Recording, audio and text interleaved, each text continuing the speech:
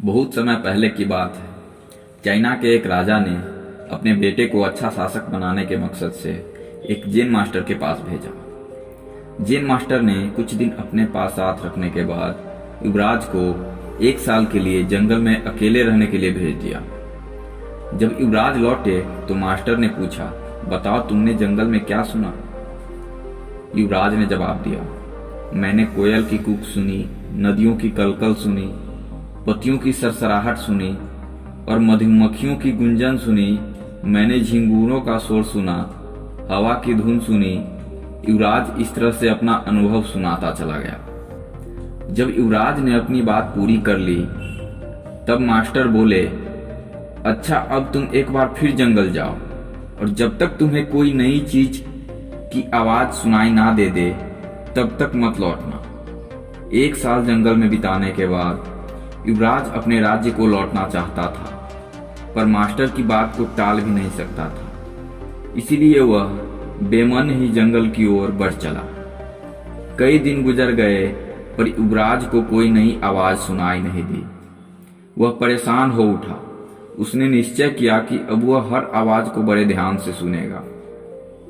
फिर एक सुबह उसे कुछ अनजानी सी आवाजें हल्की हल्की सुनाई देने लगी। इस घटना के कुछ दिनों बाद वह जैन मास्टर के पास वापस लौटा और बोला, पहले तो मुझे वही ध्वनियां सुनाई दी जो पहले देती थी, लेकिन एक दिन जब मैंने बहुत ध्यान से सुनना शुरू किया तो मुझे तो वो सुनाई देने लगा जो पहले कभी नहीं सुनाई दिया था। मुझे कलियों के खिलने की आवाज सुनाई देने लगी।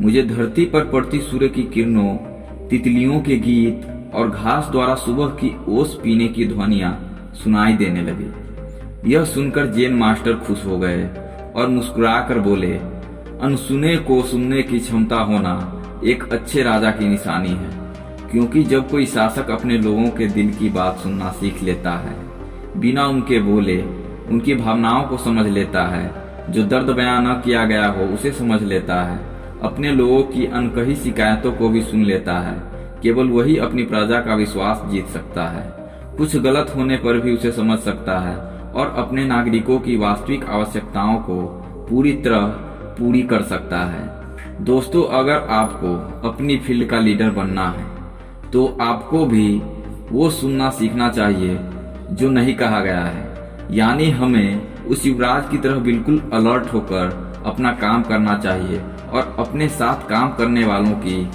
जरूरतों और भावनाओं का ख्याल रखना चाहिए। तभी हम खुद को एक ट्रू लीडर की तरह स्थापित कर पाएंगे और अपने जीवन में नई ऊंचाइयों को छू पाएंगे। धन्यवाद।